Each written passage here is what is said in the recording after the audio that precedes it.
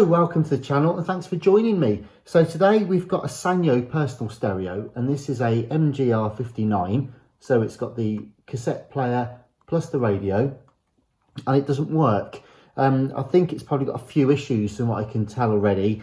It certainly doesn't work off the batteries. The terminals are corroded. So the first thing we'll do is clean those up and see if we can actually get it to work. So I've already just soaked a little bit of lemon juice onto them and some contact cleaner.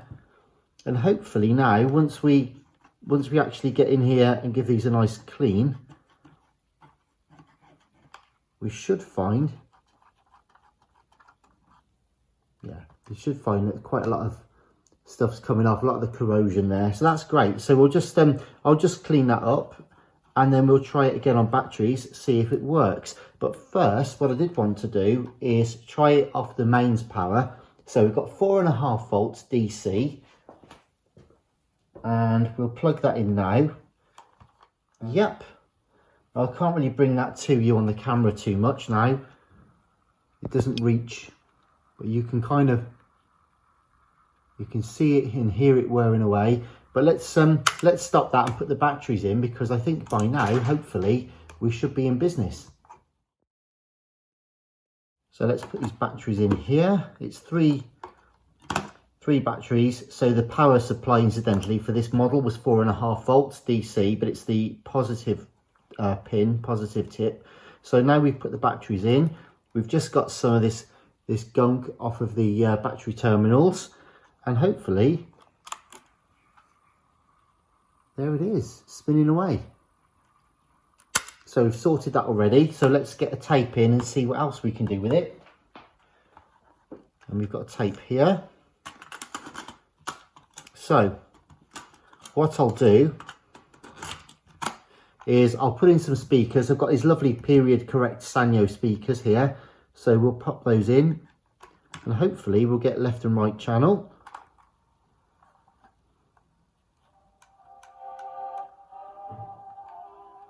First thing I notice, oh yeah, I can't turn the volume, hang on, I can't turn the volume down now. The volume knob itself is extremely, it's basically the wheel is spinning freely, so it won't turn down now. So there's obviously an issue with the potentiometer or the dial there to look at. But what I did notice actually, just quickly,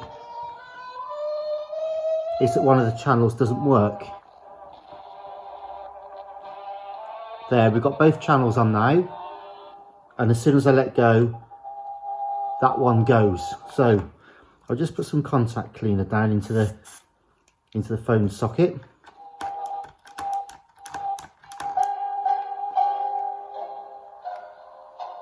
Yeah, that's not improved it. It's definitely a connection issue.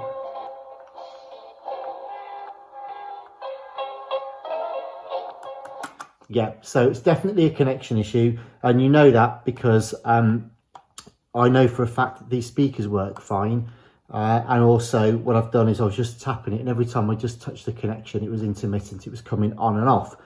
So that's a circuit board issue. So what do we have? Well, we've sorted the power off the batteries, which is great. The volume is just rolling around there, so the pot needs sorting out. The headphone circuit needs looking at probably. And I did notice when it was playing as well, the speed seemed okay, but it was rather warbly, so I think it might need a new belt. So let's get the back off. So the first thing we'll do is just remove the speakers and the cassette, and indeed the batteries.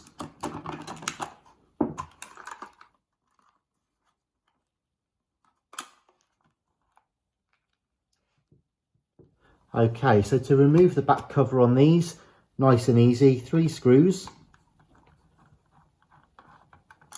And they're all the same length on this model.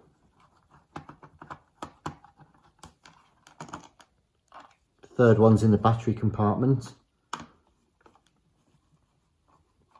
Then you just need to be careful removing the back cover. It is easy, but just be careful that you don't crack the corner, because it's very thin there, very fragile. So just gently pull that away.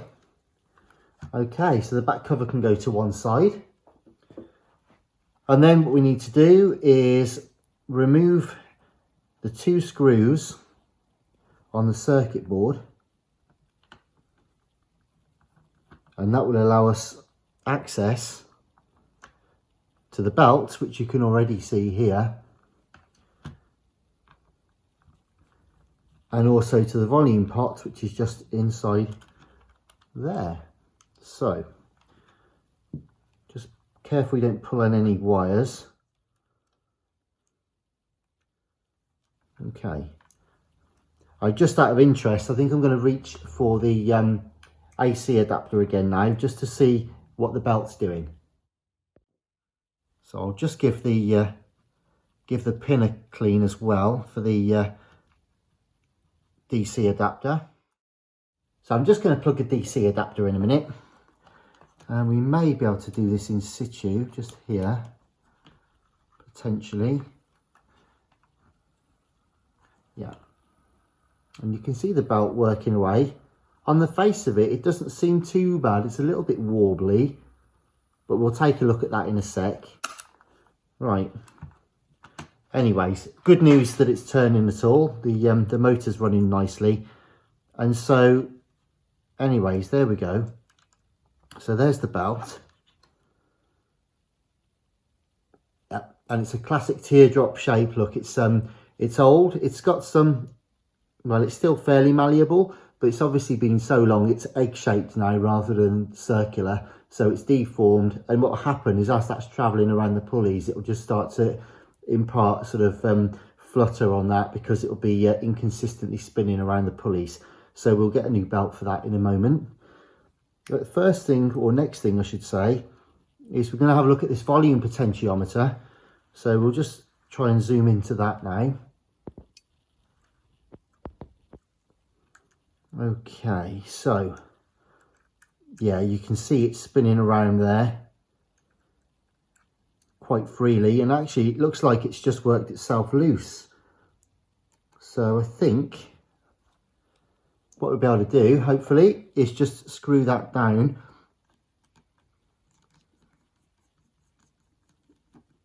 like so. Yep. Okay, well that's sorted that. It's sorted the mechanism at least. So hopefully that will fix the problem. Right, what I'm going to do, I think, is find a belt, and then actually no, we can power it up, listen to the radio, and then check the volume control. That's what we'll do next. Okay then, good news and bad news. So the good news is we've now fixed the potentiometer.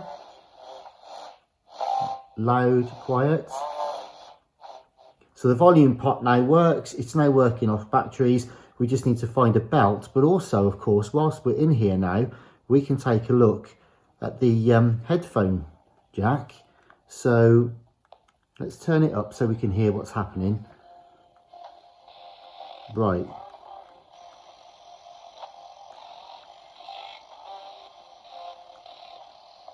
Okay, so what that will be is here are the terminals for the headphone socket, and as quite often happens on these old personal stereos, it certainly happens on this model quite a bit, and the non-radio version, the M-GR59, is you get a dry joint usually in this connection here. So we'll try and reflow it first, but it's not unknown for that pad itself to become detached from the actual circuit board, in which case you may need to just scratch it back to remake the connection if it's cracked, or just put a jumper wire in. And although it's not immediately obvious from there, the wear and tear when this is in people's pockets and all the rest of it, you will find, yeah, I can actually see that moving. You may not quite see that, but there's definitely movement. So what we'll do is we'll resolder that joint, probably reflow the other two whilst we're at it, and see if we can fix the issue. We'll just put a bit of flux on the joints. You can actually do this whilst it's live, as it were. And interestingly, I had an issue with one recently where as it was heating up, the connection would work, and as the solder cooled and shrank back, so it stopped. So it was literally heat dependent, and that was the issue with that one. So first things first, we'll just get some on. There we go. Iron's made itself a bit hot there. We'll just, there we go. And we'll just reflow that one. And that one. So, good. That should have done the trick with a bit of luck. So we'll just let that cool. We'll go and put some power back into it and see if we fixed it. Okay, so this time we'll plug the headphones back in and power it up.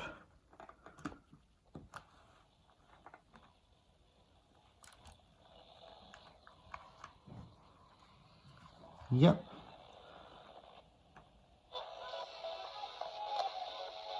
So we've got one channel and the other channel.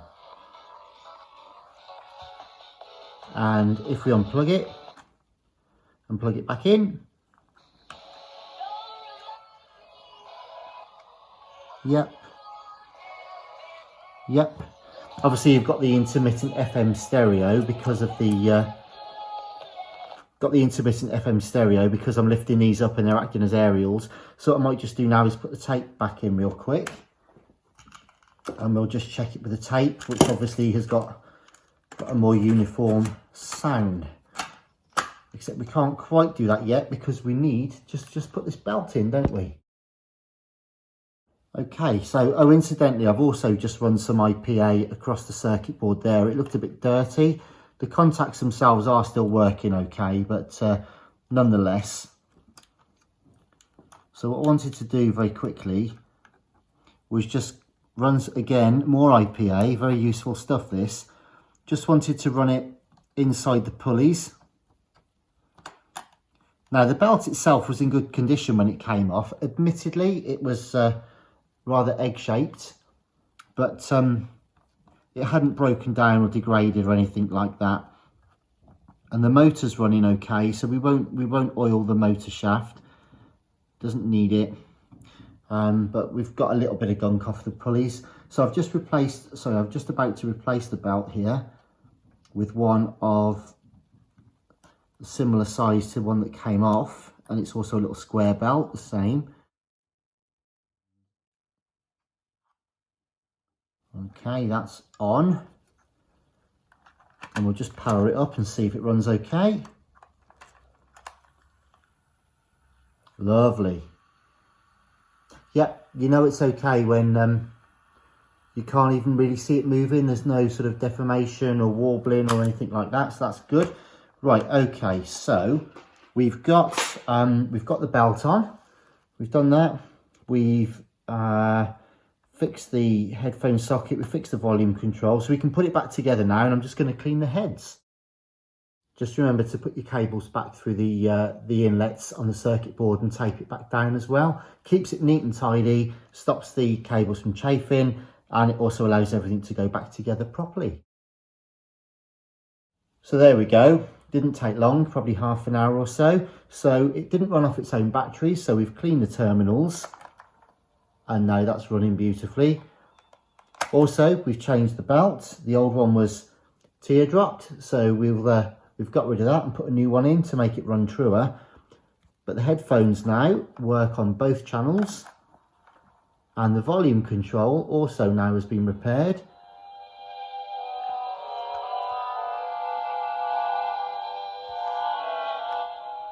There we go, so left and right both work, the volume control works seamlessly, the belt's running smoothly, and she's running off her own power instead of the DC voltage, although it can run off the DC if required. Right, so all that remains now is to give her a decent deep polish and take some proper pictures of it.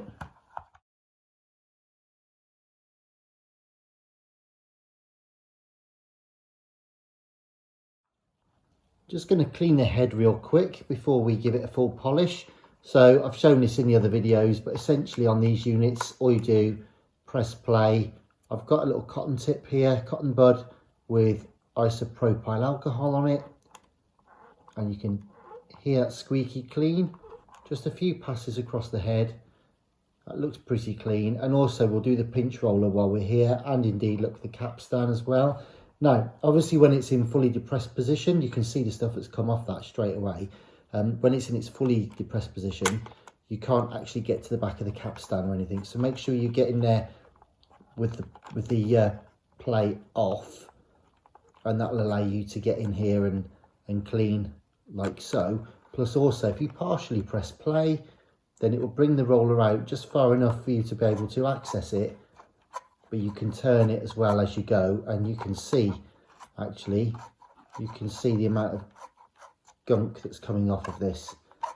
So we'll just keep going until that's all off, but you can see it's a worthwhile procedure. Just the ferrite build-up off the tapes over the years, whatever they've been listening to. So as much as it's nice to leave those musical memories on the running gear, it's time to clean that all off to help a smoother flow of tape, stop it sticking or jamming, and just generally pull it through nicely. So there we go, we'll just keep going and then we'll give it a polish. And so here it is then, the Sanyo M-GR59, all serviced and good as new. It's absolutely delightful. So there were 4 issues with this when I got it. The first one being that the battery terminals were corroded so that it didn't work off its own power. So we had to sort that, which we managed to fix relatively easily enough. And now she does run properly. If I just press, there we go. And it's now running nicely off its own power. So that's great. On top of that then, the belt itself was worn. It was warbling because it was an eccentric belt look. It had all formed its teardrop shape, so we've replaced that with a nice new one. Also, the volume pot didn't work, and that turned out to be a loose screw connecting it to the board, so it didn't have any effect when you turned it, so we fixed that. Also, the headphone socket was intermittent at best, with one of the channels coming and going, due to the wear and tear when people have got their headphone sockets in their pocket or what have you. And that's formed basically a dry joint on the board. So we've resoldered the headphone jack onto the board, and that's now working absolutely beautifully. And finally, we've given her a good deep clean and a polish. So polished some more years into her, and as I say, with a new belt, good battery terminals, decent volume pots, and a steady output jack and a clean, she's lovely now. So there you go, a nice bit of 1980s retro. Of course, a lot of these principles that I've applied today not only apply to this particular model, but there are also similar Sanyo units with the equalizer, and also the model of this one without the radio, the M-GR59, is almost identical in every other way. Plus, of course, a lot of these are transferable things that you can do to other brands as well. So if you've got one stuck in the back of the cupboard, or you found one in the attic, why not give it a bit of a going through and see if you can actually get yours up and running too. And if you like the video, please do subscribe, hit the notifications bell for updates.